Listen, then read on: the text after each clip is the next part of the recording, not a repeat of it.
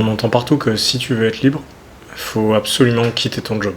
Qu'un salarié, c'est travailler pour les autres et au final s'enfermer dans une espèce de prison. Moi aujourd'hui, je vais plutôt te dire le contraire, je vais te dire un truc. Il y en a assez qu'on vienne diaboliser le salariat. Au final, ça peut être un choix très intelligent et un vrai choix que les gens font pour réussir leur vie. Sur YouTube, tu le vois souvent maintenant, c'est que ça. Sur Instagram, c'est pareil.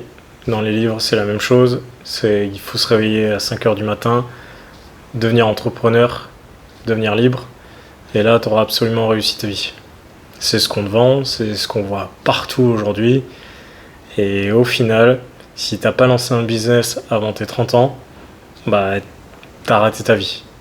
Pourtant, je trouve que au final, en allant que dans ce sens-là, que dans cette direction, on perd un peu le sens des réalités.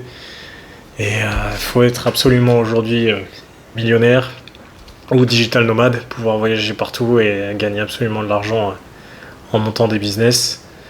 Alors que parfois, il suffit juste un peu de rester terre à terre et de tout simplement se dire j'ai réussi ma vie en étant salarié, en ayant des bons postes et que tout se passe bien. Tu vois, pourtant, qu'on soit bien d'accord, le salariat, quoi qu'il arrive, ça a ses avantages, forcément. Tu peux être libre le matin ou le soir, tu as une sécurité, quoi qu'il arrive, ton salaire tombe tous les mois. T'as pas à te demander si oui ou non tu vas générer assez de chiffre d'affaires pour dégager des bénéfices et pouvoir toi te payer. T'as parfois un travail en équipe que tu ne retrouveras pas forcément en tant qu'entrepreneur, en tout cas au départ, beaucoup de solitude. Donc tu travailles en équipe. En général, ça se passe plutôt bien dans des bons métiers de salariat. T'as des repos, quoi qu'il arrive. T'as des avantages comme par exemple les mutuelles. Et t'as les congés payés selon les différents pays, à une durée plus ou moins intéressante, mais t'es tranquille. Quoi qu'il arrive, tout ça tu l'as, ça fait partie du pack de salariat, et tu peux respirer. C'est un truc tout bête, mais les salariés font tourner le monde. Certains bossent dans l'éducation, dans la santé, la logistique, ou encore les services. Il y a plein de domaines dans lesquels ils permettent de faire quand même avancer les choses, pendant que d'autres, et on va peut-être rigoler quand je vais dire ça, mais te vendent beaucoup de formations bullshit sur la liberté et l'entrepreneuriat. Ou alors te promettent des dizaines et des centaines de milliers d'euros en l'espace de 15 jours. Le vrai succès, c'est pas le statut, c'est ton alignement avec ta mission. Si tu as choisi d'être salarié et que tu fais ce que tu aimes, alors pour moi tu es le plus libre. Même plus libre que certains entrepreneurs qui font ça au final en se disant je vais essayer de, et qui se cassent la tête, se cassent les dents pour pas grand chose. Je vais te citer un exemple tout bête, hein. C'est la mère de famille qui a ses 35 heures dans un job qu'elle aime. Elle a ses week-ends, elle peut être avec ses enfants, elle dort sur ses deux oreilles, elle est tranquille.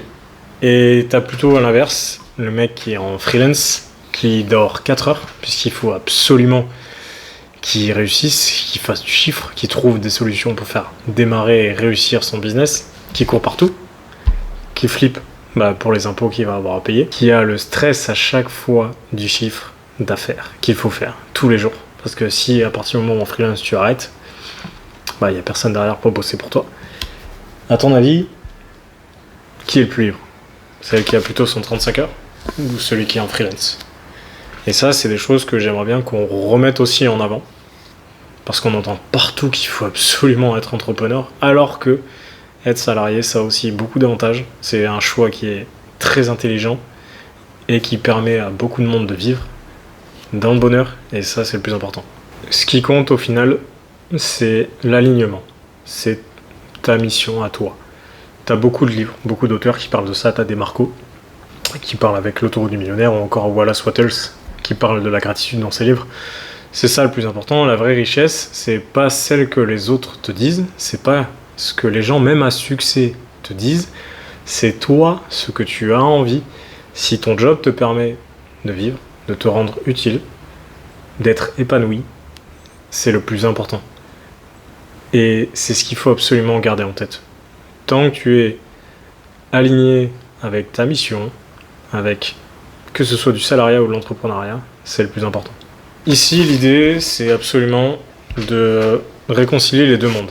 On prône maintenant à tout va et à tout vient L'entrepreneuriat et la liberté. C'est très bien. On a besoin d'entrepreneurs, on a besoin de personnes qui innovent, qui créent et qui font avancer les choses. Maintenant, on a aussi besoin de salariés, puisque c'est avec ces gens-là qu'on travaille, qu'on crée une équipe qui font avancer le monde.